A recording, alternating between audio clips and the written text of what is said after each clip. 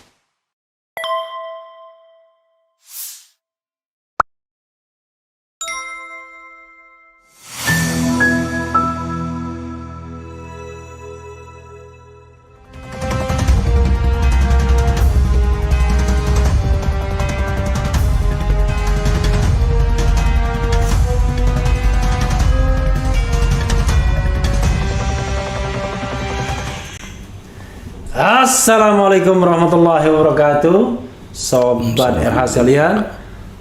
Jumpa lagi kita di channel yang keren ini. Keren jelas. Jadi walaupun di depan saya ada Kiai Haji ya, tetap saja keren jelas. Kenapa begitu? Karena malam ini subscriber Refli Harun Channel sudah melewati 2 juta. Alhamdulillah. Alamin.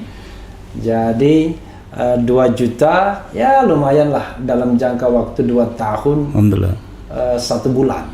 Jadi per 22 Maret 2020, 22 Maret kemarin 2 tahun. Nah sekarang April. Nah, lumayan lah. Assalamualaikum warahmatullahi wabarakatuh. Saya punya tamu yang keren jadas ya. Pernah menjadi ketua umum Hutan Tanaman Industri HTI ya.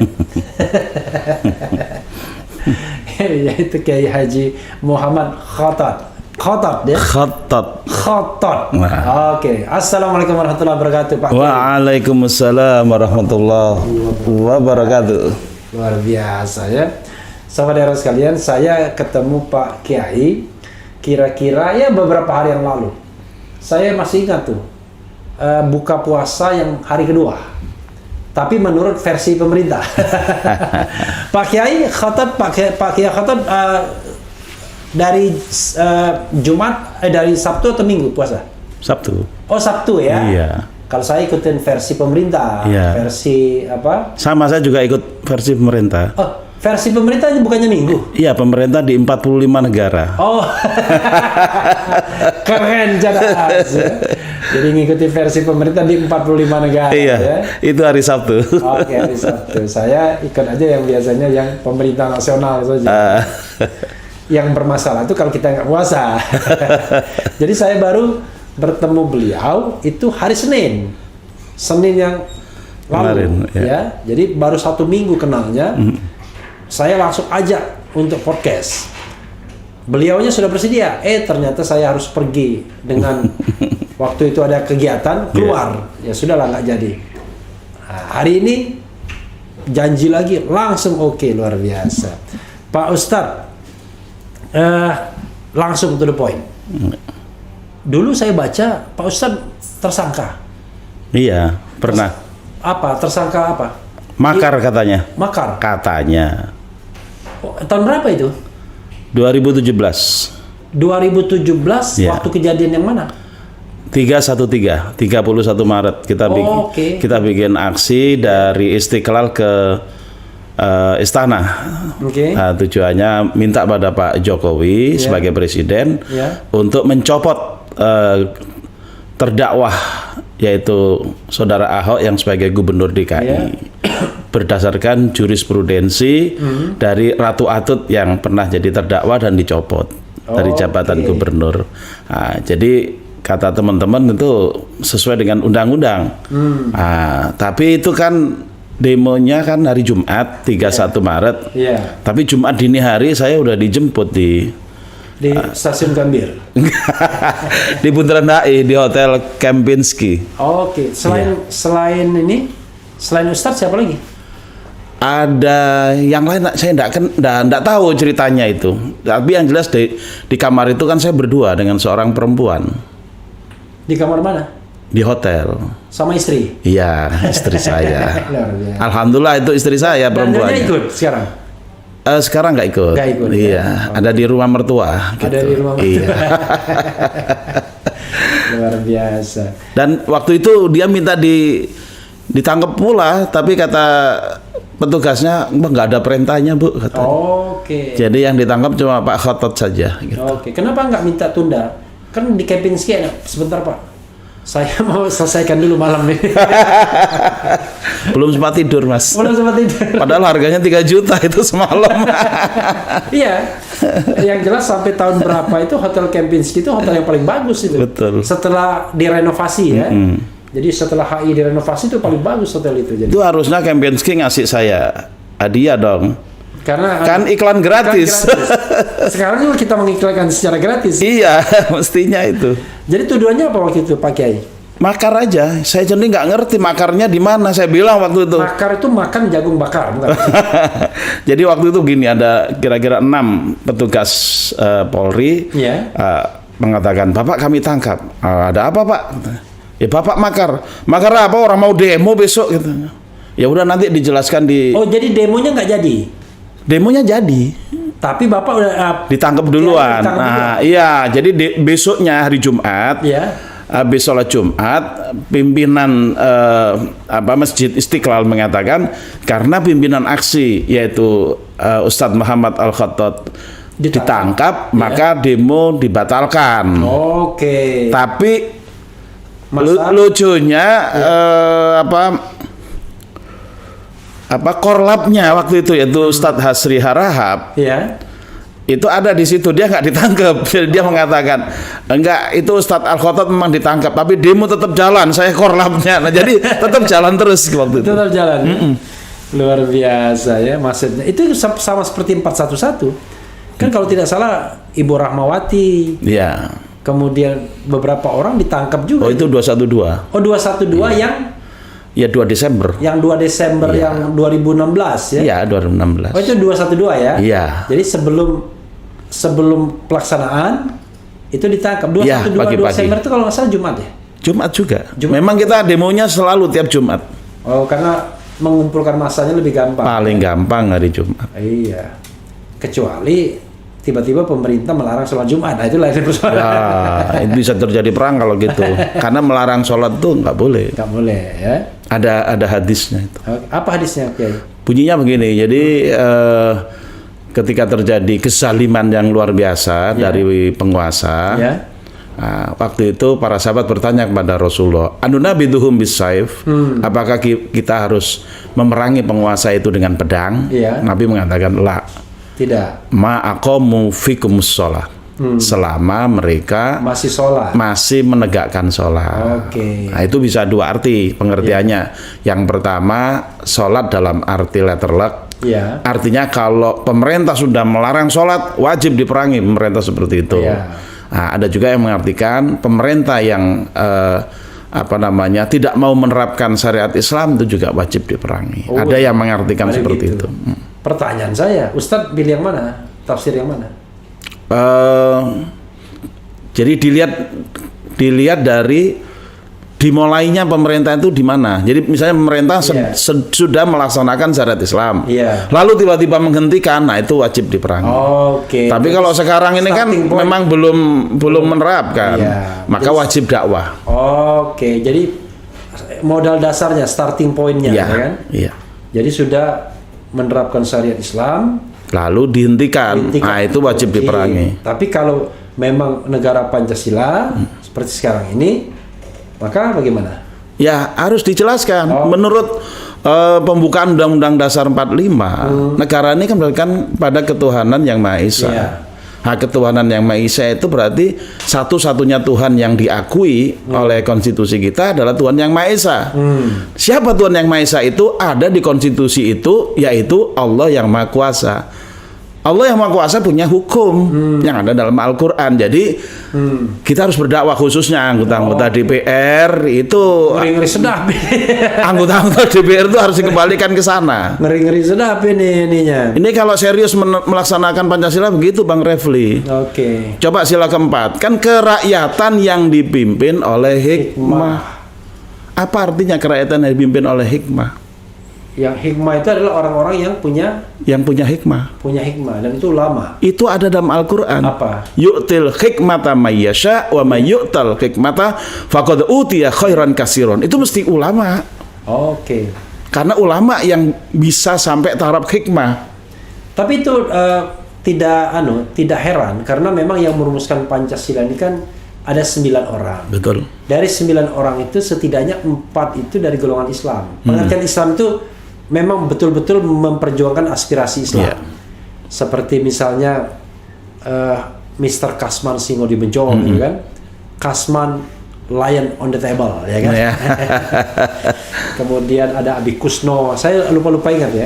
Ada Agus Salim. Tapi walaupun nasionalis juga dikatakan so-called nasionalis, tapi Hatta itu juga taatnya minta ampun. Jadi satu-satunya yang non Muslim itu di panitia 9 itu cuma Amaramis kalau tidak salah. Tapi yang lainnya ada yang mewakili golongan nasionalis seperti Bung Karno, tapi secara nyata golongan Islam, mewakili golongan Islam seperti anak pendiri NU waktu itu, Wahid Hashim misalnya. Seperti itu. Jadi no wonder kalau banyak kata-kata, ada hikmah, ada ketuhanan yang sebelumnya malah ketuhanan dengan kewajiban menjalankan syariat Islam bagi pemeluknya. Ada kata adil, ya kan? Gitu. Ada kata apa lagi? Rakyat. Ya, kan? Rakyat itu dari bahasa hadis, Mas. Apa Nabi mengatakan kullukum ra'in wa kullukum mas'ulun an ra'iyati wal imamul ladzi 'alan nasi ra'in wa huwa mas'ulun an ra'iyati. Tiap kalian adalah pemimpin dan tiap kalian akan dimintai pertanggungjawaban atas pemeliharaan terhadap rakyatnya. Dan hadis, dan imam, seorang pemimpin yang diangkat untuk memimpin rakyat, kepala negara dalam hal ini, dia juga mas'ulun an ra'iyati. Dia adalah penanggung jawab, akan ditanyai nanti di akhirat tentang ngurusin rakyat kayak apa, ini akan ditanyai. Saya buat lagu Pemimpin Adil, jadi saya terinspirasi dari Padang Mahsyar. Jadi syairnya tuh begini. Jadi jam 3 tuh saya bikin syairnya. Dan sekarang mau di aransemen ulang, tapi gini, ketika matahari hanya di atas kepala, saya kata-kata kiai kan begitu kan, panas melelehkan padang yang luas, tuh padang mahsyar, tak ada naungan, tapi engkau pemimpin adil, Tuhan memberi kabar gembira, gitu kan. Kalau saya seperti tadi setiap manusia adalah khalifah di muka bumi ini, tapi engkau khalifah dari khalifah. Maksudnya pemimpin rakyat tadi, kan dia khalifah dari khalifah. Kita kan semua khalifah. Kau dinaungi, kau diselamatkan dari hari pembalasan yang adil. Itu kan? yang melaksanakan ayat 58 dari surat An-Nisa. Apa itu bunyinya? Tapi saya selesaikan ya. Engkau bisa bawa mata air kebaikan, itu yang adil. Kuasamu juga bisa menenggelamkan umat manusia. Jadi yang zalim bisa menenggelamkan, ya. Kemudian waktu di Padang Mahsyar tak ada bahteranu. Kan penyelamat kan? Tak ada penyelamat, maka adillah kau pemimpin. Jadi harus adil. Kalau nggak adil masuk neraka. Gimana tadi 58 tadi? Iya, Allah menyatakan innallaha ya'muru an tu'addul amanati ila ahliha wa idza hakamtum an tahkumu bil adli. Sesungguhnya Allah memerintahkan kalian untuk menyampaikan amanat kepada yang berhak, dan apabila kalian memerintah atau memutuskan perkara, hendaknya putuskan dengan adil. Jadi kewajiban dari pemimpin satu adalah menjalankan amanat ri'ayatu su'unil ummah, memelihara urusan umat, sandang, pangan, papan, kesehatan, pendidikan, keamanan. Itu amanat. Iya. Makanya sambil minum Ustadz nggak apa-apa, santai. Alhamdulillah. Terima kasih.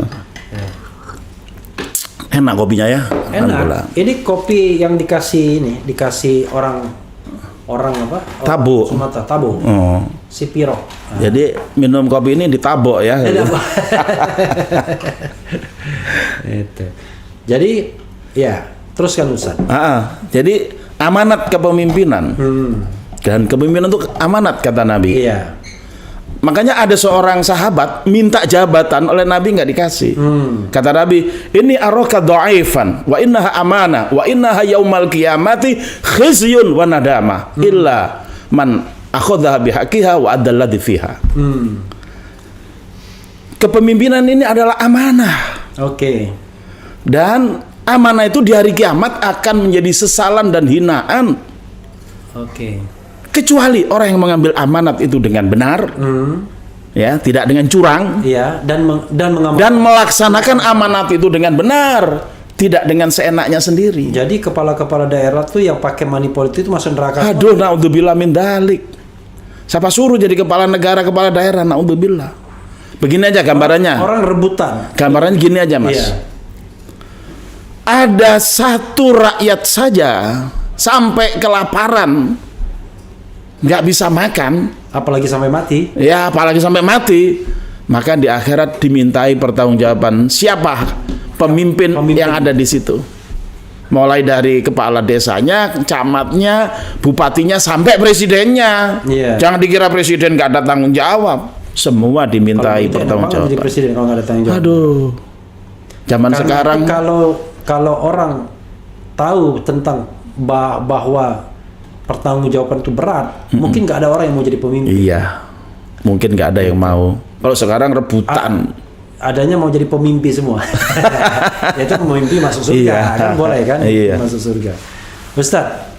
Ustadz lagi. Kiai, itu background pendidikannya dari mana sebelumnya? Saya ada dua. Yang pertama umum, saya pernah sampai kuliah sampai lulus di Institut Pertanian Bogor. Itu Institut Pertanian publisistik banget atau institut fleksibel banget. Lebih tepatnya itu. Yang ahli segala macam kecuali pertanian. Bisa apa aja kecuali bertani. Jadi saya termasuk yang Institut Pesantren Bogor, Mas.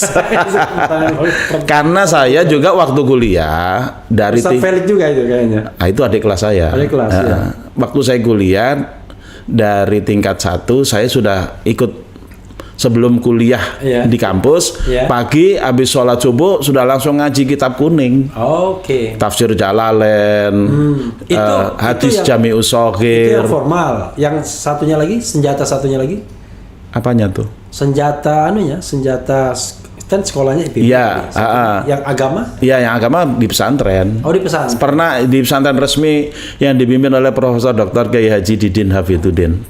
Pesantren Ulil Albab di Bogor. Di UI situ. Itu calon presiden dari Partai Keadilan dulu. Dan juga kayaknya ngurusin zakat dia dulu pernah. Basnas. Pernah ketua Basnas. Enggak, udah ganti lama. Kalau Kiai kelahiran berapa? 1964. 64. Sama dengan Tito Karnavian. Hanya hubungan tanggal aja. Tahun aja. Tanggal berapa? 12 Juni saya. 12 Juni. Dan perlu Ustadz, kok kayak mirip-mirip Pak Jokowi ya? Pak Jokowi 21 Juni. Masa sih? Pak Jokowi kan dibalik. Oh gitu ya. 21 Juni. Tapi jangan dimiripkan deh. Dan jangan salah, pemimpin-pemimpin Indonesia itu yang presiden tuh lahirnya bulan Juni. Pak Harto ya. Bung Karno dulu. Bung Karno 6 Juni. Pak Harto 8 Juni. Pak Jokowi 21 Juni. Saya 12 Juni. 12 Juni ya kan? Apa mungkin balik lagi gitu? Nggak mungkin. Nggak mungkin ya? Yang paling mungkin barangkali Sandiaga Uno 28 Juni. Senang Sandiaga Uno ya. Promosi gratis. Nggak boleh balik soalnya. Iya. Ya kan? Gitu. Selain bulan Juni, ternyata September. Jadi cuma 3 bulan aja. Iya. Juni yang paling banyak, September itu Gus Dur dan SBY. Nah, cuma satu lagi Januari. Apa itu? Megawati. Saya Januari. Ada lagi Iya. aja sedikit. Berarti ada peluang. Ada peluang ya. Tapi emang Bang Refli umur berapa? Saya umur 52 tahun. Oh, masih muda termasuk ya. Cukup lah, kalau nggak salah syarat menjadi presiden Iya. itu 40 tahun. Udah lebih dari 12 tahun ya. Nabi umur 53 menjadi kepala negara. Iya, di Nabi Madinah Muhammad. ya. Iya, itu umur 53. 53 ya. Iya, jadi tahun depan mungkin Bang Refli bisa. Ya, sebelum 53 dia sudah orang yang terpercaya. Sudah nabi. Jadi, Ustadz, sekarang kegiatan apa, Pak? Saya banyak membina di masjid-masjid. Oke. Jadi kayak jamaah tablik ya? Bukan. Bukan. Tapi nggak masuk jamaah tablik Enggak. ya? Saya tetap masih Sekjen Forum Umat Islam dan juga Presiden Gerakan Indonesia Sholat Subuh. Oh. Jadi banyak bangunin orang subuh-subuh kita ajak untuk jamaah. Kenapa harus subuh? Pertama, fadilahnya subuh luar biasa, Mas. Jadi kalau kita nih podcast malam ini nih, Iya. sampai besok pagi misalnya kita nggak sholat malam, tapi sholat subuh berjamaah sudah dinilai dapat pahala sholat dari habis isya sampai jelang subuh. Oke, kalau sholat subuh berjamaah. Iya, di masjid. Ya tapi ini kan juga harus dinilai ibadah juga niatnya kan. Oh iya, sangat ibadah Kan ini. ini kan majelis ilmu. Kalau yang diomong ini bener, insya Allah pahalanya gede banget. Iya. Saya minta kecipratan pahalanya dari kiai soalnya kan saya banyak spending time menghabiskan waktu di podcast begini. Tapi insya Allah dengan orang-orang yang bermanfaat. Iya. Kan? Selama itu ilmu, Iya. maka dapat ilmun yuntafa'u bih, ilmu yang dimanfaat. Ustadz Dery Sulaiman. Oh iya, Bang Dery ya. Ya. Yang raja-raja mati itu ya. Orang kaya mati, orang miskin mati, raja-raja mati, presiden mati, Fir'aun mati, Mas. Fir'aun mati ya. Jadi kemudian Ustadz Agus Idwar yang rapper ya kan? Agus Idwar Jumhadi. Ya, Jumhadi. Nah, pernah di sini juga, di situ ketua BEM UI.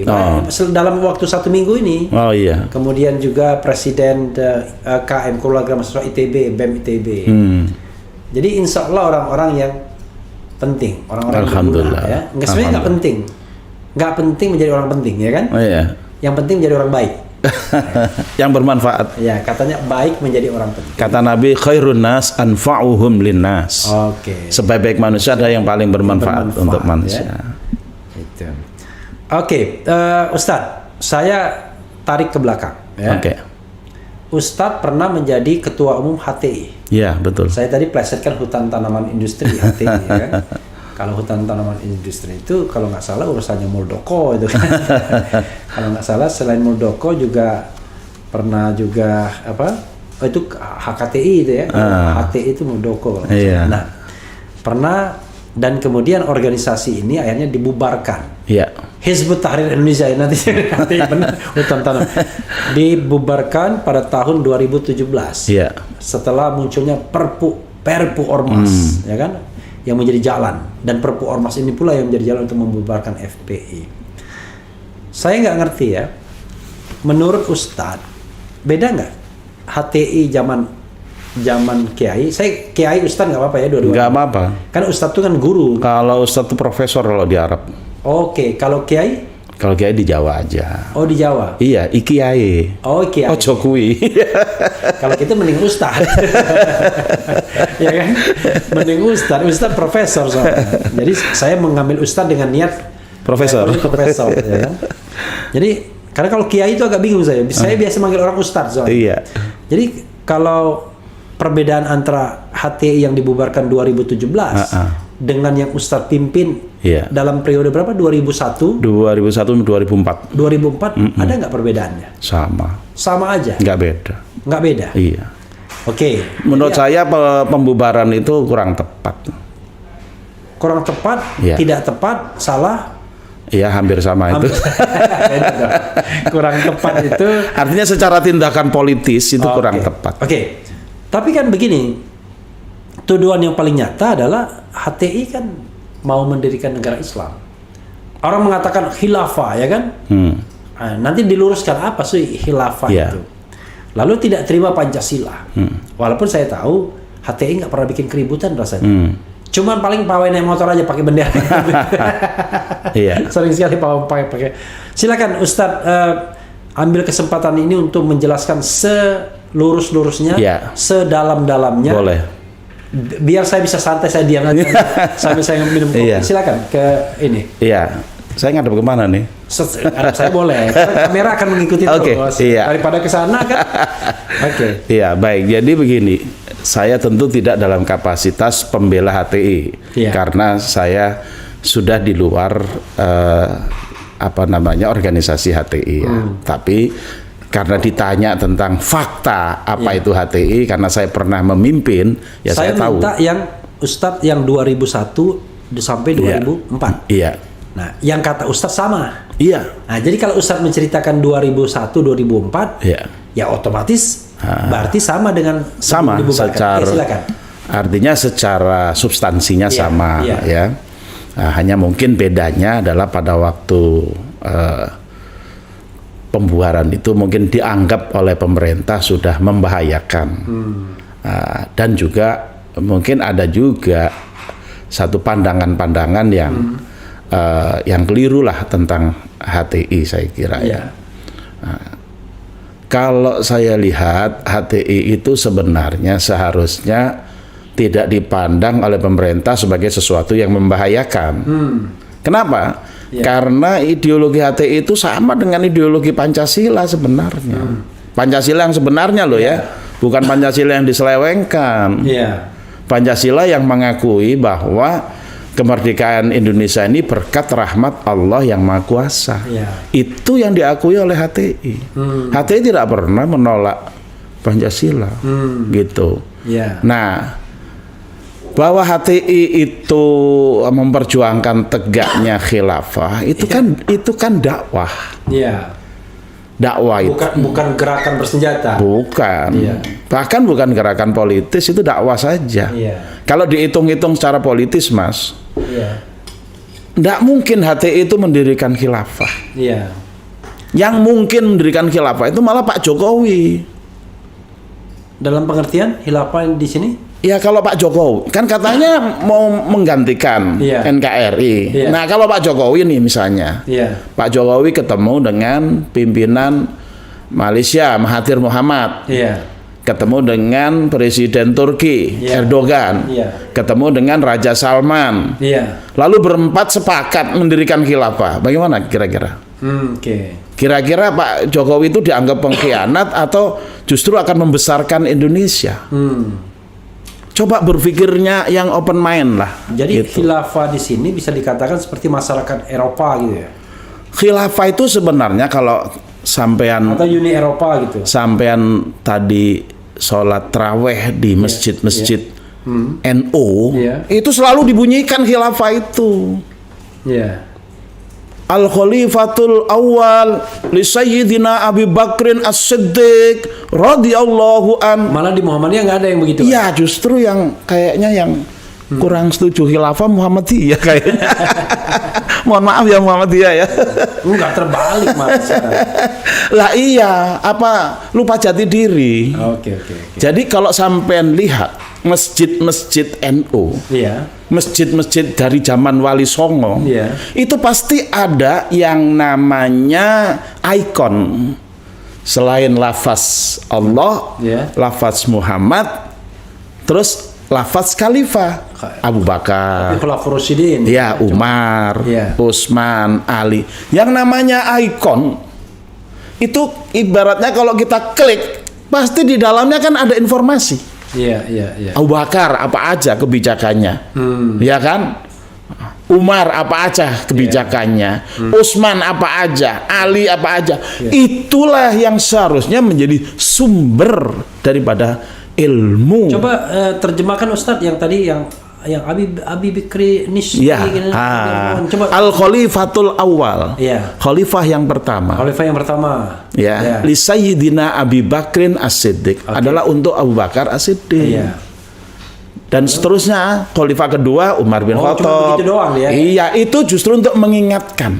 Oke. Mengingatkan bahwa ini loh ikon kepemimpinan umat Islam. Selain umat Islam itu merujuk kepada Quran dan Sunnah, kepada Allah dan Rasulnya, juga mereka merujuk kepada Abu Bakar, Umar, Utsman dan Ali. Apa dasarnya? Nabi yang bersabda, "Alaikum bisunnati was sunnatil khulafa'ir rasyidin al-mahdiyyin addu 'alaiha bin nawajid." Kalian hendaknya mengikuti sunnahku, kata Nabi, dan sunnah para khalifah yang rasyidin. Oke. Jadi Nabi sudah berpesan, itu pesan Nabi. Sudah bakal tahu khalifah rasyidin itu siapa aja. Iya. Oke.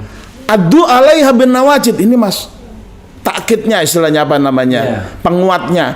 Gigitlah sunnah-sunnah itu dengan gigi geraham kalian.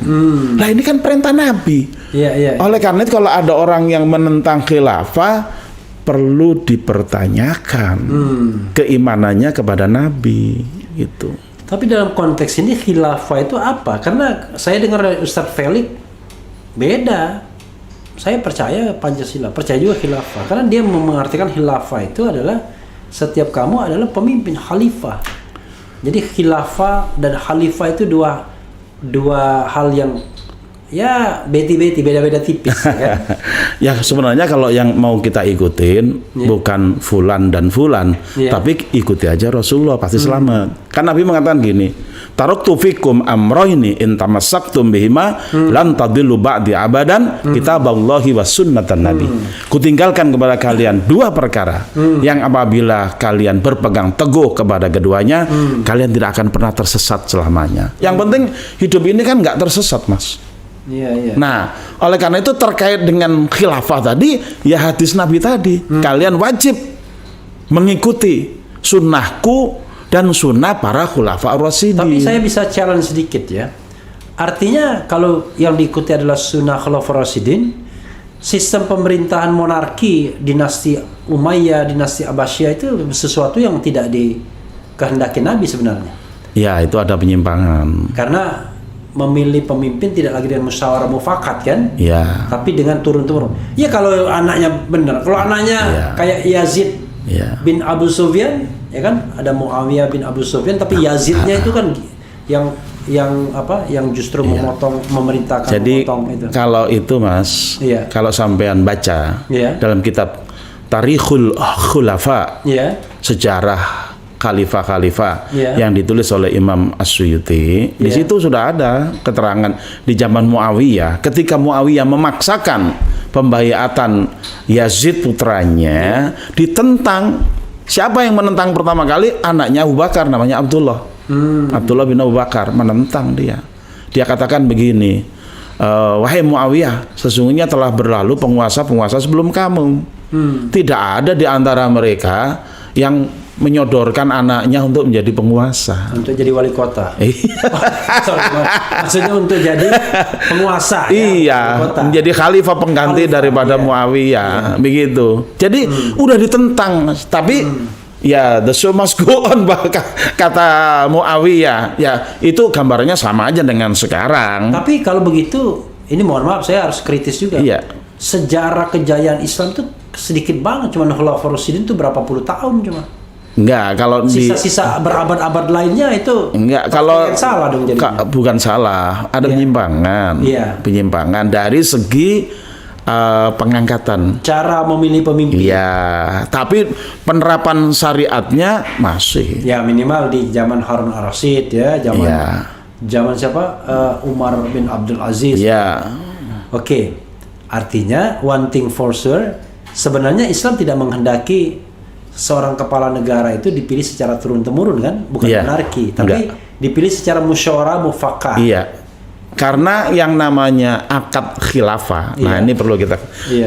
akad itu berarti kayak akad nikah gitu loh, Mas. Iya. Kan ada ijab, ada qabul. Iya. Siapa yang mengijabkan? Rakyat. Siapa rakyat itu?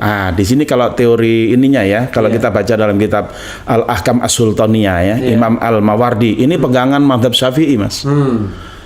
Itu ada yang namanya ahlul imamah, ada yang namanya ahlul ikhtiar.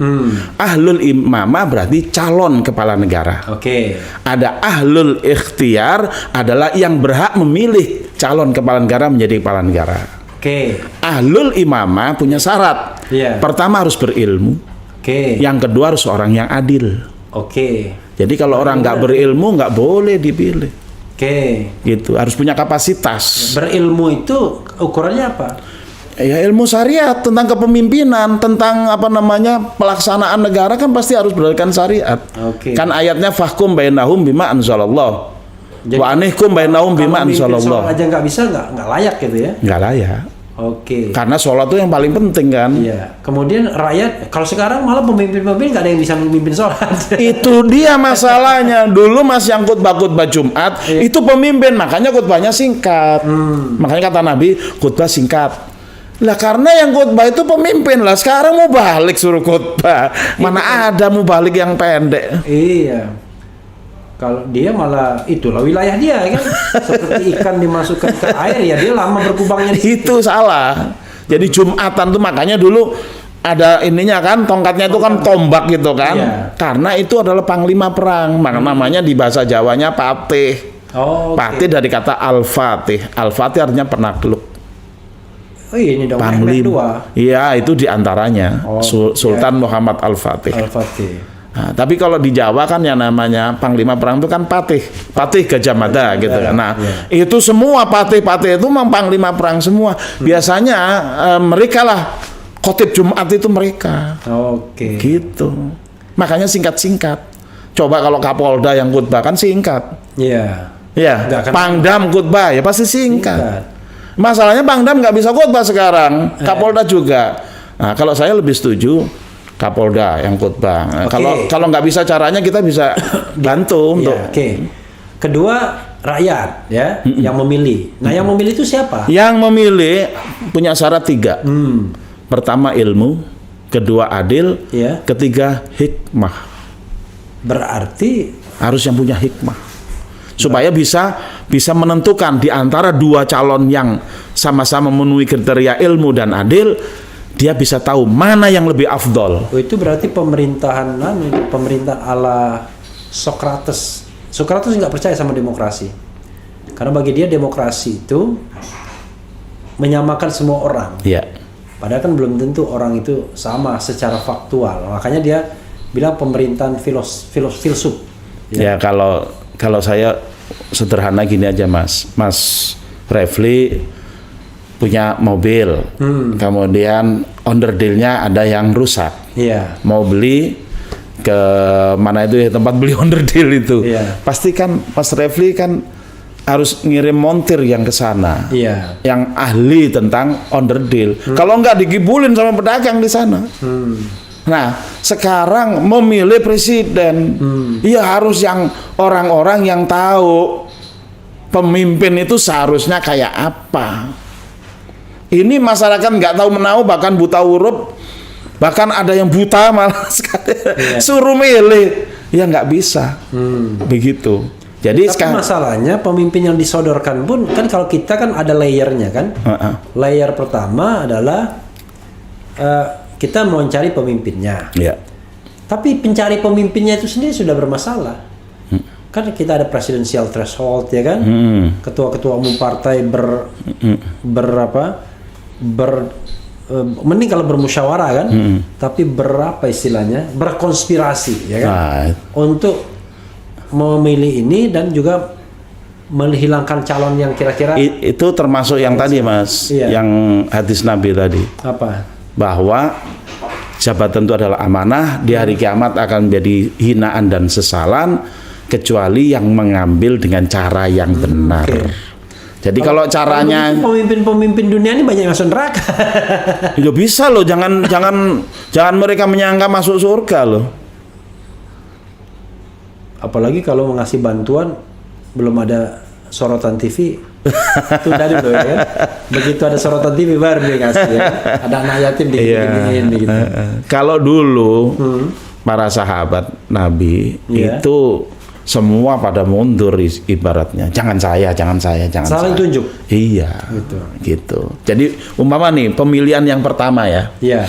Ketika Khalifah Umar ditusuk oleh Abu Lu'lu'. Iya. Nah, kemudian beliau sakit. Itu orang Persia ya? Iya, yang dendam lah pokoknya. Pura-pura masuk Islam. Dia pakai senjata yang sininya. Iya, tapi dia ikut sholat kan pura-pura masuk tapi Islam. Senjatanya tajam semua. Jadi kalau dia tusuk ke bagian manapun, kena juga semua. Nah, waktu Khalifah Umar menjelang wafat, beliau kumpulkan. Nah, yang menarik, beliau kumpulkan anak-anaknya ya. Kumpulkan para sahabat. Iya, para sahabat. Ya, pada waktu itu ada usulan. Dan jangan salah juga, dia kurang rakaatnya, melanjutkan rakaat itu dalam kondisi yang saya lihat, kondisi yang berdarah. Beliau mengatakan begini, ketika diusulkan, wahai Umar, kalau gitu yang menggantikan Anda Abdullah aja, Abdullah bin Umar. Anaknya ya, iya. Abdullah bin Umar. Kata beliau, jangan. Ini penting sebenarnya. Yeah. Kata-kata Umar ini, jangan anak saya. Gitu. Akhirnya beliau mengatakan, kumpulkan para sahabat yang sudah disebut oleh Rasulullah ahli surga. Oke. Ada 6 orang kalau nggak salah waktu itu. Nah, inilah yang dipilih, diserahi amanat untuk memilih siapa yang melanjutkan. Jadi 6 itu memilih antara mereka? Iya. Jadi dari mereka untuk mereka? Iya. Oke. Nah, jadi yang 6 itu ditambah 1 anaknya Umar. Abdullah ya. Abdullah, tapi Abdullah dalam posisi tidak boleh menjadi yang akan dipilih. Oke. Nah, waktu itu salah seorang dari mereka yaitu Abdurrahman bin Auf yang paling kaya itu. Iya, mengatakan saya mengundurkan diri dari calon dipilih. Dia istilahnya jadi ketua KPU lah gitu kira-kira. Nah, akhirnya kemudian ditanya satu-satu. Ali, kamu mencalonkan siapa? Utsman. Utsman, kamu mencalonkan siapa? Ali gitu. Akhirnya terpilih 2 calon ini. Yang paling banyak ternyata adalah Utsman. Waktu itu Utsman ditanya, wahai Utsman, kalau kamu memerintah, nanti apakah kamu pakai Quran, Sunnah, dan apa kalau bahasa sekarang jurisprudensi dari keputusan-keputusan Abu Bakar dan Umar? Iya. Ali dulu ditanya, ternyata yang paling banyak suaranya Ali. Maaf tadi salah saya. Iya. Ali ternyata. Ali lah, karena dia menantu kan. Iya, akhirnya Ali mengatakan begini, enggak. Saya akan menggunakan Quran, Sunnah, dan saya akan beristihad sendiri. Karena dia ahli hukum.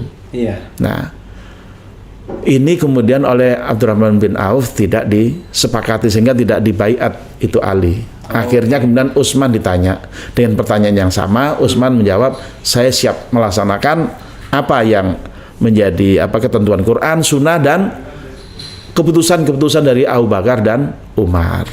Akhirnya Utsman lah dibaiat menjadi khalifah pengganti Umar. Itu ceritanya. Jadi di sini yang menarik adalah ternyata orang-orang yang dipilih dan yang memilih itu calon penghuni surga semua. Iya, begitu. Jadi bukan orang sembarangan. Yes, tapi masalahnya Ustadz ya, Pak Kiai, saya juga bisa memahami itu. Saya juga suka dengan sistem yang begitu. Orang-orang yang punya hikmah, punya kebijaksanaan, kumpul dan kemudian memilih pemimpin. Artinya kalau dalam bahasa sekarang orang-orang yang tanpa vested interest, orang-orang yang bisa berlaku adil. Tapi kita udah mempraktekkan, begitu ada MPR yang diserahkan memilih pemimpin, isinya ya maaf aja ya kan. Kalau enggak anak-anak pejabat, ya kan, dulu kan dibilang P3 kan, isinya putra-putri presiden. Lalu anak-anak gubernur, istri-istri gubernur. Sehingga yang terjadi adalah bagaimana mau adil memimpinnya, dan tidak ada pemilihan juga. Yang dipilih lo lagi ya kan, sampai 7 kali kan. Jadi kita sudah praktekkan itu selama 32 tahun dan ternyata sistem tersebut nggak jalan. Gimana? Akhirnya kita memilih demokrasi langsung, pemilihan langsung oleh rakyat. Tapi dipasung juga calonnya pakai presidensial threshold itu. Jadi kesimpulannya? Ya usulan kayak apa? Ya, kita kembalikan dengan menyadarkan, memberikan kesadaran politik kepada umat. Kesadaran politik bagaimana. Jadi kalau jadi pemimpin bagaimana. Makanya hal yang harus selalu disampaikan itu adalah kebenaran. Jadi artinya nilai-nilai substansi daripada Al-Quran. Ya, seperti misalnya pemimpin itu wajib misalnya melaksanakan amanat kepemimpinan dan berlaku adil. Itu dalam surah An-Nisa ayat 58. Ini harus dipopulerkan. Coba kalau itu sudah populer, maka tadi yang An-Nisa 58 tadi ya. Tadi apa? Satu, menjalankan amanat kepemimpinan. Oke, menjalankan amanat kepemimpinan. Ya, tadi lah soal sembako. Amanat sembako. Yang kedua adalah berlaku adil. Oke. Karena kalau cuma menjalankan amanat saja tapi nggak adil ya susah juga. Oh, nggak boleh, harus dua-duanya. Nggak benar nanti. Harus dua-duanya. Iya. Kata Sayyidina Ali, kalau seorang imam, seorang pemimpin sudah melaksanakan itu, yaitu melaksanakan amanat dan adil, dia wajib ditaati. Iya. Gitu. Jadi kalau tidak adil? Ya nggak wajib ditaati. Oke. Kan sudah jadi peribahasa kita itu, Mas. Masih ingat nggak? Raja adil, raja disembah, raja lalim, bukan raja adil, raja alim. Raja alim, lalim raja disembah. Raja lalim, raja disanggah. Oh gitu ya. Nah, alim itu kan berilmu kan? Iya. Gitu. Oh itu aslinya ya, peribahasa dari Tanah Minang begitu ya. Raja alim. Biar maksudnya alim sama lalim mirip, kan? Ya kan? Sebenarnya zolim aslinya, kayak bahasa Jawa. Ya, tapi zuhur, orang Jawa bilangnya lohor. Iya. Jadi kesimpulannya? Kesimpulannya kan begini, bahwa penerapan hukum Allah, pertama penerapan hukum Allah, ya kan? itu harus dilakukan secara adil karena hukum Allah itu aslinya adil. Oke. Iya. Makanya di zaman Nabi Muhammad ada gerakan dari orang-orang bangsawan Quraisy. Iya. Dia mendekati yang namanya Usamah bin Zaid, putranya Zaid bin Harisah. Itu kan angkat Nabi. Iya, itu kan posisinya kayak cucu Nabi ya. Nah, itu bin Zaid itu termasuk panglima perang. Iya, Usama itu sangat dekat dengan Nabi. Oke. Nah, mereka mendekati. Usama itu yang bikin Nabi tersenyum ya kalau nggak salah ya. Makanya Usama. Mendekati Usama untuk mengajukan dispensasi. Iya. Agar seorang bangsawan putri Quraisy yang kena hukum potong tangan itu dibebasin dari hukum potong tangan. Lalu Rasulullah mengatakan, oh kamu cuma mau ngomong ini kesini ini. Lalu Rasulullah mengatakan, sudah berlalu umat-umat terdahulu, ya, kerusakan-kerusakan terjadi karena kalau yang kecil melanggar hukum dipotong tangannya, sedangkan kalau syarifah kelompok elit bangsawan yang melanggar hukum tidak dipotong, tidak diterapkan hukum hudud. Nah, lalu beliau mengatakan, lau Fatimah binti Rasulillah sarakat laqattu yada. Iya. Kenapa beliau menyebut Fatimah? Karena anak yang paling disayang itu wanita termulia, wanita surga termulia setelah Khadijah kan? Ya, bukan hanya itu. Karena wanita yang harus dipotong tangannya itu namanya Fatimah. Oke. Jadi kalau seandainya, kalau ada kata lau itu artinya nggak ada faktanya. Kalau seandainya Fatimah putri Rasulullah yang mencuri, aku sendiri yang potong tangannya. Ya bahasa kita, apalagi Fatimah yang itu, Iya. yang bukan putri Rasulullah, itu namanya Fatimah al-Makhzumiyah. Akhirnya dipotong tangannya. Ya dipotong, begitu. Tapi Ustadz ya, kalau kita menerapkan ajaran itu, apa nggak kejam sekali? Apa nggak kejam sekali ya? Mungkin ada yang merasakan kejam. Karena soalnya pencuri semua sih. Justru karena tidak diterapkan itu jadi pencuri semua. Karena pencuri semua makanya jadi kejam. Iya. Kalau masyarakatnya nggak pencuri ya biasa aja karena nggak akan ada yang dipotong. Kan? Iya, hampir nggak. Dan itu pun sebenarnya kejadiannya bukan mencuri. Kalau saya pernah baca satu kitab ya, itu dia utang nggak mau bayar. Oke. Jadi orang yang punya utang tapi nggak mau bayar itu statusnya kayak pencuri. Oke. Ya, sobat sekalian, kalau utang harus bayar. Iya, pengemplang tuh dipotong tangannya. Jadi pengemplang BLB itu sebelum dia kembalikan tuh dipotong aja tangannya. Harusnya. Karena luar biasa ya. Tapi saya kadang-kadang kan persoalannya gini. Kita ini kan ada juga kelompok agama lain, ya kan? Kan Iya. negara kita Bhinneka Tunggal Ika. Iya. Selain Islam ada juga katakanlah ya non Muslim. Kan konstitusi kita mengatakan mereka berhak juga dong dipilih sebagai pemimpin dan lain sebagainya. Gimana? Jadi begini, ketika Rasulullah menerapkan hukum potong tangan, hukum cambuk, ya, dan sebagainya, itu beliau menerapkan apa yang diperintahkan Quran. Kata Quran dalam surah Al-Maidah. Ayat 49 kalau hampir dekat 51 tuh. Iya, dekat-dekat. Wa anihkum bainahum bima anzalallah. Ya, jadi terapkanlah, hukumlah, putuskanlah hukum untuk mereka. Mereka itu siapa? Orang non-Islam. Iya. Jadi ayat itu menurut Quran adalah untuk orang non-Islam. Itu coba Anda bisa buka dalam berbagai tafsir, bunyinya begitu. Jadi hum itu mereka itu bukan orang Islam. Kalau di dalam Quran disebut kum itu baru orang Islam. Tapi kalau hum itu mereka bukan orang Islam. Lalu menggunakan apa mereka? Untuk mereka tadi? Quran. Bima anzalallah, dengan hukum yang diturunkan oleh Allah. Itu menurut sama dong berarti. Itu menurut Quran. Ya artinya gini, kalau mereka saja yang bukan Muslim saja diterapkan hukum Allah, apalagi yang Muslim, begitu Mas. Kan pertanyaannya kan jadi begini Mas. Loh, kok kenapa diterapkan hukum Allah?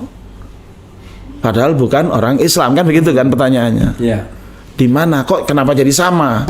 Maka kita mengatakan, ya sama, mereka kan makhluk Allah. Buktikan sekarang bahwa mereka bukan makhluk Allah. Jadi sobat era sekalian mulai ngeri-ngeri sedap. Saya cuma menyampaikan yang ada dalam Quran. Mulai ngeri-ngeri. Boleh dibantah kalau memang ada bantahan dari Mana Quran. yang membantahnya silakan ke sini. Langsung berdebat ya. Iya, langsung kita bisa buka Qurannya. Tapi kan ajaran agama itu kan kontekstual juga, Ustaz. Artinya konteks zaman tertentu barangkali ada dispensasi juga dong penerapannya. Lah itu nggak as it is begitu aja kan? Ya waktu kan itu tadi kan sudah ada yang minta dispensasi, nggak dikasih oleh Rasulullah. Karena itu justru masalah keadilan. Iya. Jadi dengan hukum Allah maka akan tercapai keadilan baik Muslim maupun non Muslim. Oke. Jadi artinya gini Mas, orang beriman atau nggak beriman itu dampak yang nyatanya nanti di akhirat. Tapi kalau di dunia ya sama. Orang beriman mati, tidak beriman mati. Atau gimana? Ingat mati, nggak ingat mati juga. Lebih baik ingat. Dan laku lukisannya 500 juta kata Ustaz Dery. Padahal belum ditulis lukisan. Ustaz, ini loh Mas, terutama dengan kaitan dengan hukum pidana, hukum publik lah ya. Tapi kalau terkait yang private enggak, mereka sendiri. Jadi misalnya mereka tidak wajib misalnya menggunakan jilbab. Tidak wajib sholat. Iya, tidak bayar wajib zakat. sholat, tidak bayar zakat, tidak haji gitu. Itu hukum privat tentang perkawinan dan sebagainya itu Tapi sendiri. kalau hukum publik Kena. itu pidana Iya. Gitu. jinayah ya. Iya. Begitu. Saya ini mikir-mikir Ustaz. Waduh, kalau versi Ustaz ini diterapkan, wah pasti banyak yang menolak ini. Jangan Ya ini bukan versi saya, ini apa yang ada dalam Quran begitu. Saya kan membaca, silakan kalau ada, ya kalau ada, ya yang membantah silakan. Itu yang saya pahami. Saya ini insinyur loh Mas. IPB kan? Iya IPB. Artinya gini kalau insinyur, fleksibel banget. insinyur itu lebih objektif Ya, gitu. lebih eksak ya. Iya. Daripada sarjana hukum kayak saya suka Betul. ngeles ya kan. Ustaz, ini saya nggak tega nanyanya ya. Kita ini punya pemimpin ya. Ini mohon maaf lah dengan segala hormat ya. Yang bahkan untuk menjadi imam sholat pun barangkali ya, barangkali kita kan nggak tahu ya, tidak memenuhi syarat, ya kan? Kalau ustadz kan fasih karena memang ustadz ulama. Kalau saya ya udah begitu suruh imam pasti ke belakang dulu kan, tahu diri kan? Kan harusnya kan teori kepemimpinan begitu kan? Kita merasa nggak fasih, ya udah dari belakang aja. Tapi pemimpin-pemimpin yang berlalu, saya tidak pernah mendengar ya menjadi imam sholat yang fasih misalnya kan? Mulai dari presiden pertama sampai terakhir rasanya begitu. Iya.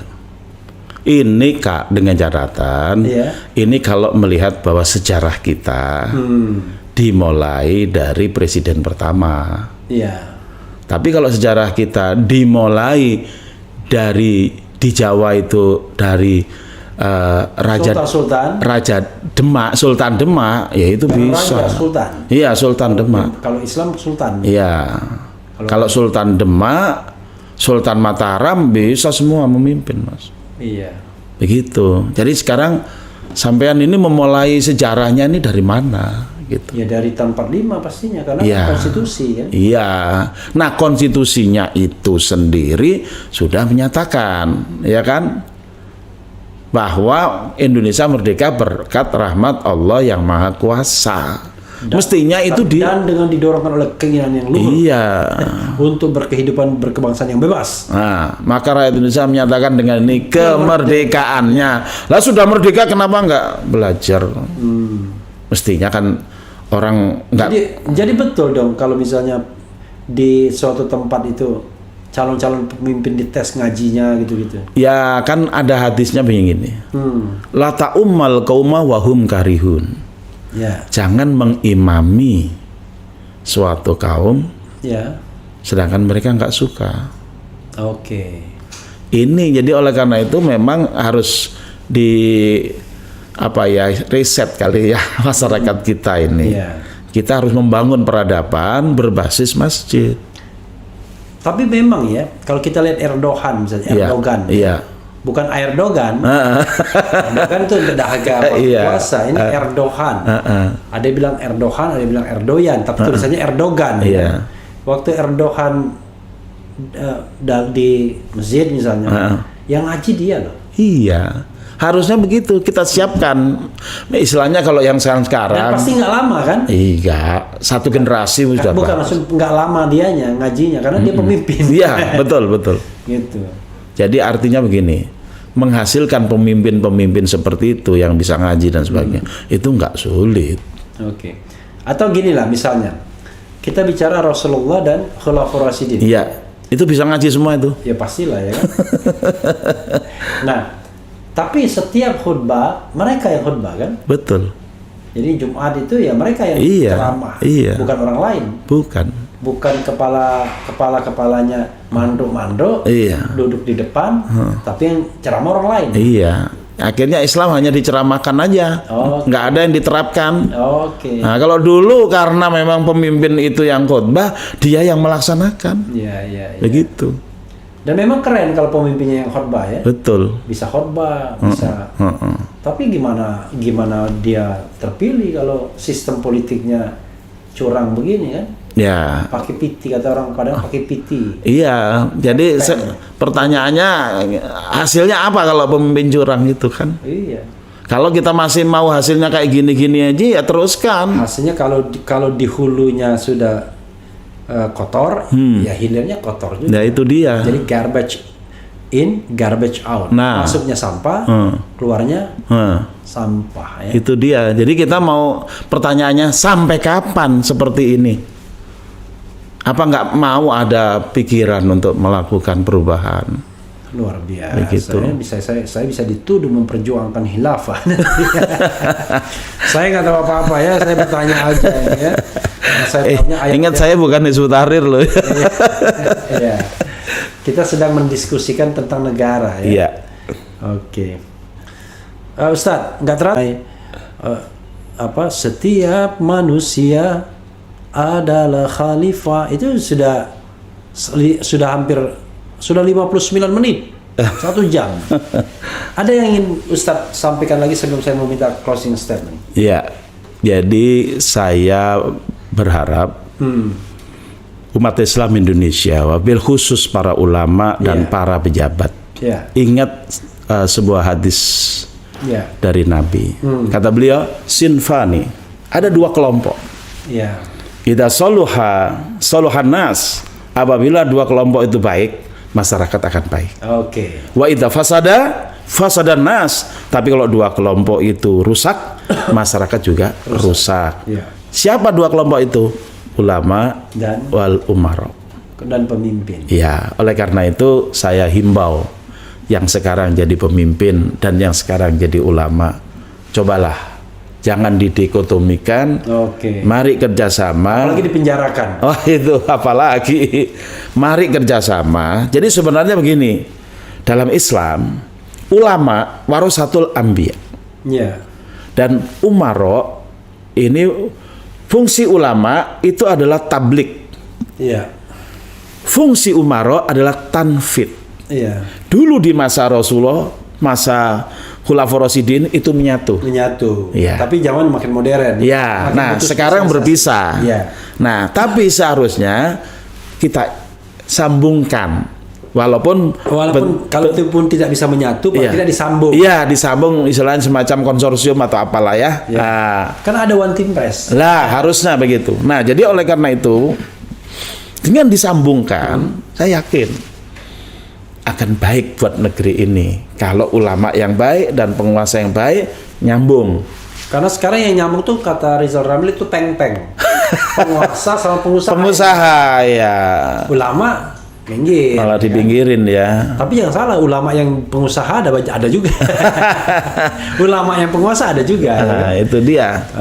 Insya Allah kalau itu dilakukan, saya sampaikan kepada aparat-aparat itu, kalau mau Pak serius mau membenahi negeri ini, bentuk forumnya. Saya siap, saya bilang. Saya ini bukan pemberontak, bukan. Kita ini mau nyampein nih. Ini ilmunya seperti ini. Kalau Anda mau laksanakan, itu nanti Anda akan jadi pemimpin yang adil. Yang tadi, yang lagunya Bang Refli. Pemimpin adil. Akan punya naungan nanti yang tidak ada naungan kecuali naungan Allah. Dan bisa membawa mata air kebaikan. Betul gitu. Tapi kalau nggak mau, ya rusak. Begitu. Nah, oleh karena itu saya serukan pada para ulama sekarang. Tolong dipegangi masjid-masjid semua, pegangi umat, bina umat betul-betul, wujudkan apa yang sudah nas oleh Allah dalam surah Al-Hajj ayat 41, lambang daripada independensi suatu masyarakat. Kata Allah, alladzina immakannahum fil ard aqamus shalah wa atawuz zakah wa amaru bil ma'ruf wa nahau anil munkar walillahi akibatul umur. Orang-orang yang kami kokohkan, apabila kami kokohkan kedudukan mereka di muka bumi, mereka menegakkan sholat, mereka membayar zakat, mereka amar ma'ruf, mereka nahi munkar. Itu kita bangun, mari masjid kita bangun. Menegakkan sholat, membayar zakat, kemudian amar ma'ruf, nahi munkar. Kadang-kadang kalau amar ma'rufnya lebih gampang, tapi nahi mungkarnya itu yang kadang-kadang Ya. ketar-ketir gitu. Nah, jadi ini jangan dispesialisasi. Bukan spesialisasi ormas tertentu, bukan.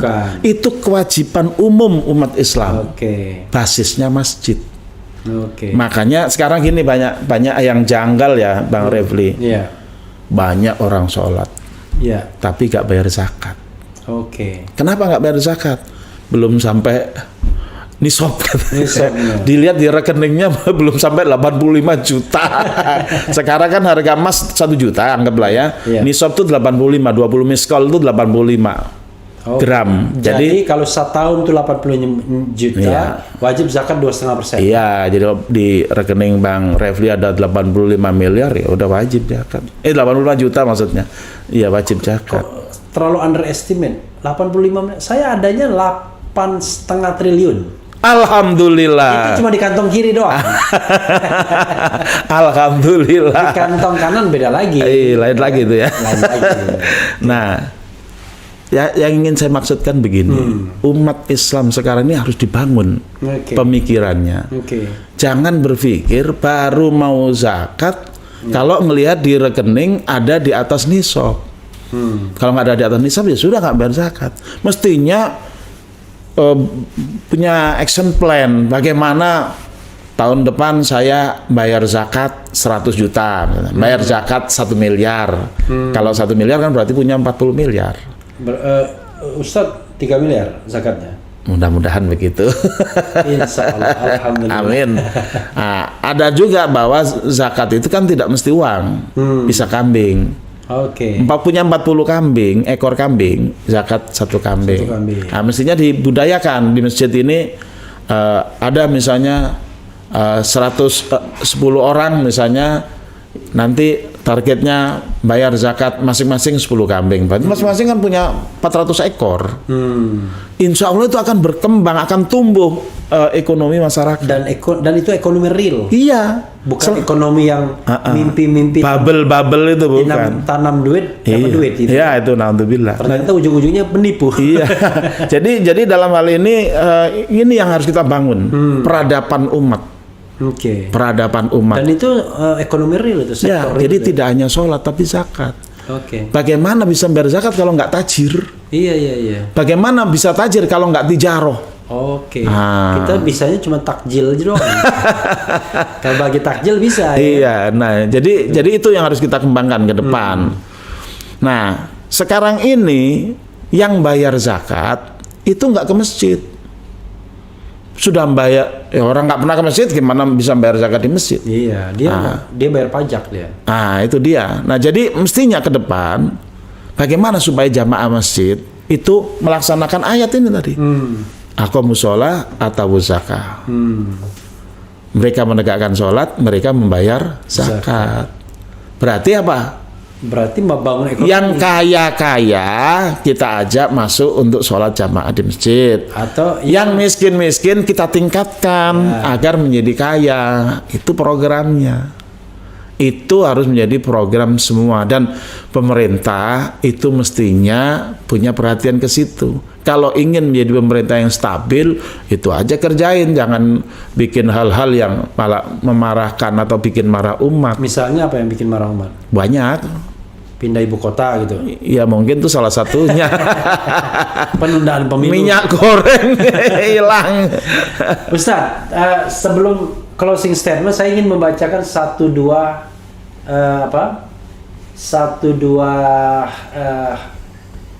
komentar Sobat Era. Jadi walaupun pembicaraan ini berat ya, kita tahu kan, wah kalau TikToker gini-gini kan banyak yang nonton. Tapi ini pun yang nonton sampai tadi ada 1.700-an.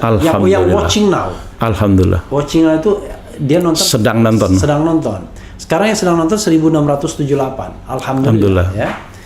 Ya, tapi memang komentarnya banyak yang demo besok. Ustadz demo juga enggak?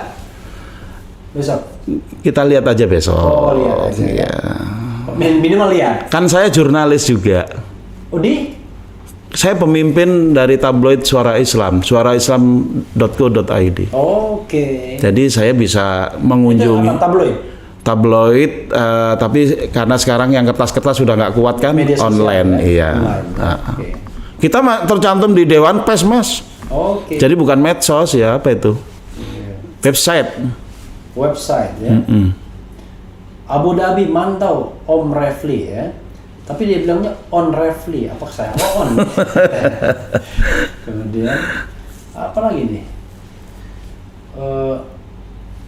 Bang Refli, masalah negeri ini adalah keuangan. Nah, ada yang ngomong katanya ada 11 triliun di dompet. Ah, ini seperti saya tadi. Oke, semoga acara 114 Senin besok berjalan lancar. Kan ini kayak ikonik ya, 411. Kalau dibaca dari kanan ini 411 ini. Kebalikan. Dari kiri 114. Kebalikan. Iya. Gitu. Masya Allah Kiai Al-Khattab, ya kan? Gitu. Ini orang nggak mau tanya nih, nggak ngerti atau nggak paham, atau aspirasinya berbeda, apa terlalu berat ya omongan kita ya, atau dia takut konsekuensinya. Iya. Nah, saya kira banyak yang takut konsekuensinya kan, makanya jangan heran tuh kalau ada partai yang mau mengusung Islam mulai dimusuhi sama-sama biasanya. Kalau bisa jangan jadi kepala daerah ya, gitu. Oke, apa lagi?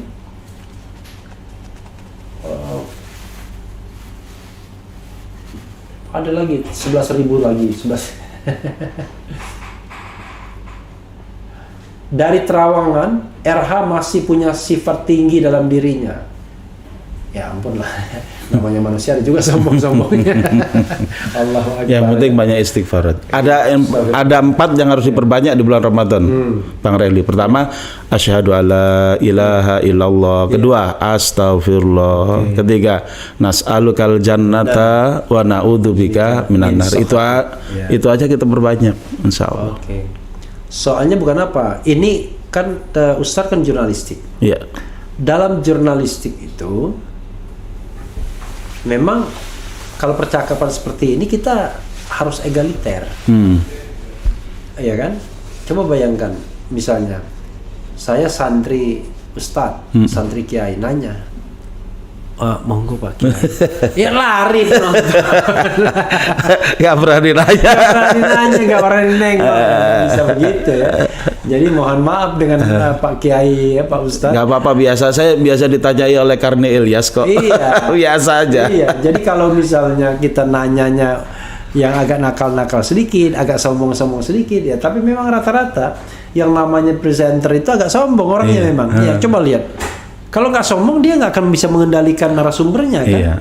Gitu. Walaupun dalam hati nggak boleh kan, sebesar biji zarah pun kalau ada kesombongan, iya, Tuhan tidak akan nggak akan bisa masuk surga. Iya, diharamkan surga kalau ada kesombongan. Alhamdulillah. Alhamdulillah. Harus banyak istighfar gitu. Iya, astagfirullahaladzim. Jadi yang penting tobat sebelum nyawa di tenggorokan, Mas. Oke. Itu pengalaman saya di penjara begitu. Ada yang begitu? Ada, menarik. Saya ketemu dengan Ki Gendeng Pamungkas. Loh, Ki Gendeng Pamungkas meninggal sudah siapa? Sudah. Innalillahi wa inna ilaihi raji'un. Saya nggak tahu ya. Jadi saya tahun 2017 kan. Iya. Jadi setelah dari Makobrimob saya dipindah ke Polda Metro. Berapa lama ditahannya waktu itu? Semuanya 3,5 bulan. Lama juga itu. Lumayan. Tanpa proses. Iya, nggak ada prosesnya, pokoknya nggak dilimpahkan pokoknya. Nunda-nunda aja, iya. Lama-lama bebas gitu. Nggak tahu, tiba-tiba keluar aja. Iya. Langsung pergi haji saya. Nah, jadi ceritanya gini, waktu ketemu Ki Gendeng Pamungkas. Iya, jadi sebelum masuk ke tahanan narkoba waktu itu, beliau di situ, saya dipindah ke situ kan. Ki Gendeng ngapain dia? Anti Cina dia. Hah? Anti Cina. Oh, dia termasuk juga dianggap.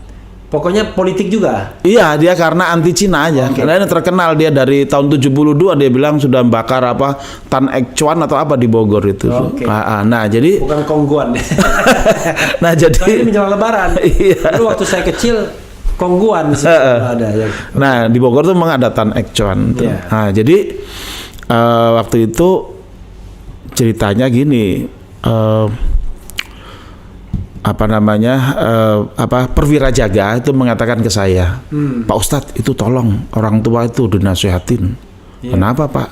Nah, udah tua nggak sholat katanya. Nah, terus saya masuk kan, saya belum ngeh saya udah tahu Gendeng Pamungkas usia berapa dia? 70 waktu itu. Oh, tak. Iya. Okay. Nah, begitu akhirnya ceritanya itu kan Ramadan. Iya. Jadi saya ngimami sholat, beliau kan enggak pernah sholat.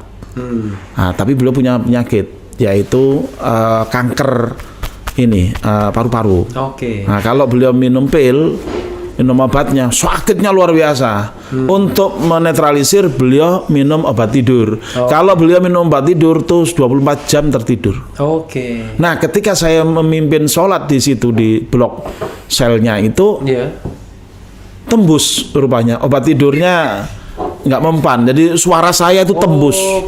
Beliau resah. Sampai mau pindah, tapi akhirnya nggak jadi pindah, malah nanya ke saya. Resah dan gelisah. Katanya, Pak Haji, saya kira-kira kalau tobat akan diterima nggak oleh Allah? Emangnya kenapa, Pak? Saya ini 90% kejahatan, 10% aja kebaikan. Oke. Nah, saya bilang insya Allah selama nyawa belum sampai di tenggorokan. Oke. Nah, karena ada hadisnya, Innallaha yaqbalu taubatal abdi malam yugargir.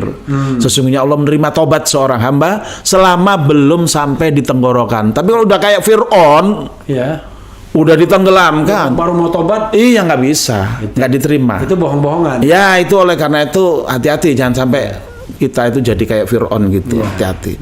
Nah, jadi benar itu Ki Gendeng Pamungkas. Saya bilang bisa Ki kalau ini. Langsung dia bilang, tunggu Pak ya, saya mau mandi dulu, tolong saya disahadatkan ulang. Akhirnya saya sahadatkan ulang. Setelah itu sholat terus sampai mati, alhamdulillah. Tapi dia baca sholat tahu? Tahu. Oke. Tapi dia selama sebelum itu ya tiap tahun pergi ke Mekah. Tapi bukan pergi haji. Untuk nganterin anak dan istrinya pergi haji. Dia di sana nyekek botol. Itu Gendeng Pamungkas. Nyekek botol di mana ada? Ya di Mekah. Oh, ada, dia cerita kok. Pimpinan copet tuh dari Kediri, dia cerita begitu. Ini ceritanya Gendeng loh ya. Nah, jadi beliau alhamdulillah ada kesadaran pada waktu itu. Akhirnya beliau sahadat ulang. Setelah itu alhamdulillah kami berpisah, beliau pindah ke Bogor. Terus akhirnya saya dilepas, beliau diadili. Kalau beliau diadili sampai di pengadilan Bogor. Akhirnya beliau selesai kan, keluar. Akhirnya beliau cerita ke saya, Pak Guru, saya mau pergi haji. Jadi padahal udah tiap tahun pergi ke Mekah. Nah, saat itulah sebelum meninggal beliau pergi haji.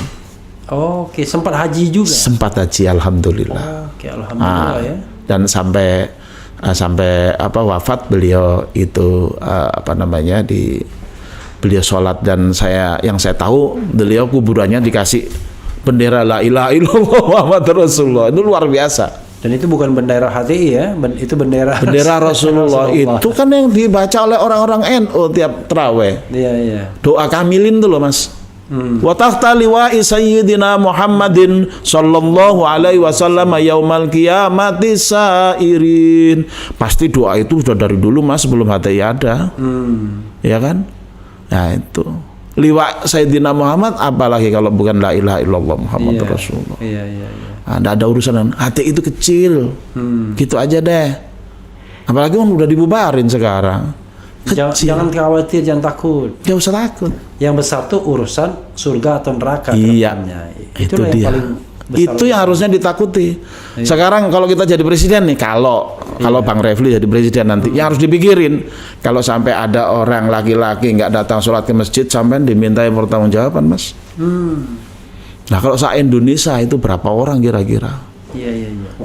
Kalau kita kepala rumah tangga berat juga ya. Iya. Nah, seharusnya tugas Menteri Agama itu ya mikirin gimana supaya orang yang nggak sholat ke masjid jadi sholat ke masjid. Dibikinlah masjidnya supaya jadi destinasi yang bagus gitu supaya. Dan toanya digedein tapi yang merdu. Iya gitu. Yang menarik. Itu. Ustadz, silakan closing statement Ustadz. Kita sudah melampaui waktu 1 jam 17 menit. Alhamdulillah. Tadi bilang, wah ini udah 1 jam. Tapi sekarang sudah 1 jam 17 menit. Alhamdulillah. Silakan. Baik. Saudara-saudara kaum muslimin dan muslimah dan seluruh bangsa Indonesia, mari kita manfaatkan Ramadan 1443 Hijriah ini dengan sukses yang lebih dalam hal ibadah kita, baik baik puasanya, sholat rawehnya, bacaan Qur'annya maupun iktikafnya. Bagi mereka yang mau melaksanakan demo-demo dan sebagainya, jangan salah niat. Iya. Nah, saya baca itu kalau nggak salah beredar di medsos, ya demo bukan ajaran Islam. Oleh karena itu jangan dilaksanakan. Tapi ada ajaran Islam yang agak dekat dengan itu. Apa itu? Nabi mengatakan, afdolul jihad kalimatu haqqin inda sultanin jair. Jihad yang paling utama adalah menyampaikan kebenaran kepada penguasa.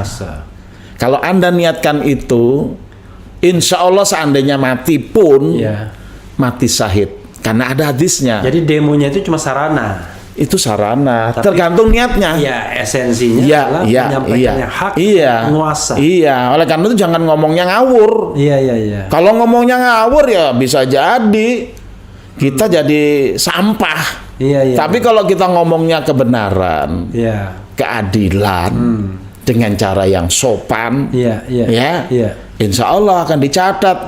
Dan di bulan Ramadan itu kan kewajiban, Mas. Dinilai seperti 70 kali melaksanakannya pada bulan yang lain. Oke. Keren kan? Pahala itu mampir ke kita malam. Keren kan? Nah, kita yang ngasih tahu ada lagi dalilnya, Mas.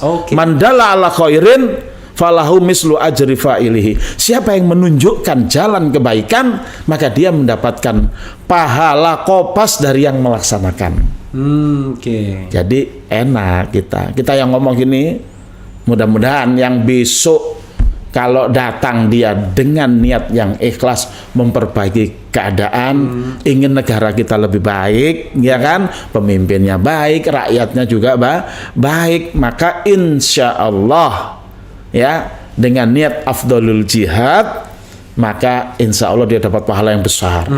Dan kita yang ngasih tahu ini juga insya Allah dapat pahala kopi paste. Kopas. Iya, ya kan enak kan? Jadi pahala mereka tak terkurangi. Kita dapat juga. Dapat kopasan. Luar biasa. Itu sudah ada dalam hadis Nabi. Sebelum bahasa kopas itu ada, sudah ada dalam hadis Nabi. Inilah pentingnya ngaji, Mas Refli. Insya Allah. Seharusnya yang menjadi penguasa-penguasa itu ngaji. Anggota DPR itu ngaji. Iya. Kalau nggak mau ngaji ya kita kajiin aja. Itu sobat era sekalian, banyak hal yang disampaikan oleh Kiai Haji Muhammad Khattab. Iya. Dan jangan lupa, rupanya itu artinya gimana tadi? Ada dua macam. Satu kaligrafer. Ya, pembuat khat. Ya, kaligrafi. Seperti Ustadz Dery ya. Iya. Yang kedua adalah peluru yang tajam. Peluru yang tajam itu bisa diartikan sebagai kata-katanya benar. Penyampai ilmu. Iya, ada dalilnya. Tepat, sasaran. Saya ngambil yang kedua ini. Karena saya dulu waktu belajar khot kepada khattat yang bernama Ustadz Munawir, yang selevel dengan di Sirajuddin itu, saya nggak lulus. Maka yang kedua saya tekunin menjadi peluru yang tajam. Jadi peluru yang tajam itu dia bilang bahwa yang namanya voice itu lebih tajam daripada daripada pedang. Ya kan? Kalau itu. Ya, saudara sekalian, mudah-mudahan pembicaraan ini bermanfaat dan saya yakin banyak ilmu yang bisa kita dapatkan ya. Jadi buat generasi muda, jangan hanya nonton yang TikTok yang joget-joget saja, tapi tonton juga hikmah, kebijaksanaan dalam permusyawaratan dan perwakilan. Wassalamualaikum warahmatullahi wabarakatuh. Waalaikumsalam warahmatullahi wabarakatuh.